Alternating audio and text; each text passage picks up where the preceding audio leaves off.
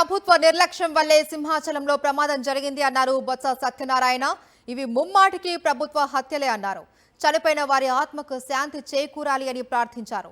సింహాచలంలో గోడకూలిన ప్రాంతాన్ని వైఎస్ఆర్సీపీ నేతలు పరిశీలించారు. ఏదో యాదృచ్ఛికంగా జరిగిన సంఘటన కాదు. ప్రభుత్వం తాలూకా నిర్లక్ష్యం వల్ల, ప్రభుత్వం తాలూకా వాళ్ళు అవగాహన లోపం వల్ల, వాళ్ళకున్న ఒక యథాలాపంగా ఉన్న వాళ్ళకున్న పబ్లిసిటీ మీద ఉన్న ఒక పిచ్చి వల్ల ఇక్కడ కానీ మనం జరిగిన తిరుపతిలో జరిగిన మైకంట ఏకాదశి ఇచ్చిన ఆ రోజు పాసల కోసం జరిగిన దొమ్మలాటలో కానీ జరిగిన సంఘటనలు ఉదాహరణ. చాలా హృదయవిదాకరం చూసాం. ఇప్పుడు అన్నీ కూడా ఎంత బాధ్యతారహిత్యంగా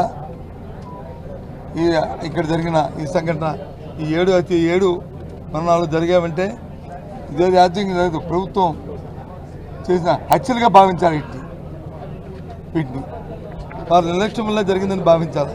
లక్ష్మీనరసింహ స్వామి ఆ చనిపోయిన ఆ కుటుంబాలకు ఆత్మస్థైర్యాన్ని ఇవ్వాలని, ఆ కుటుంబాలకి, ఆ ఆత్మలకి మరి భగవంతుడు వాళ్ళకి ఆత్మశాంతి చేకూర్చాలని మరి మనస్ఫూర్తిగా మరి కోరుకుంటూ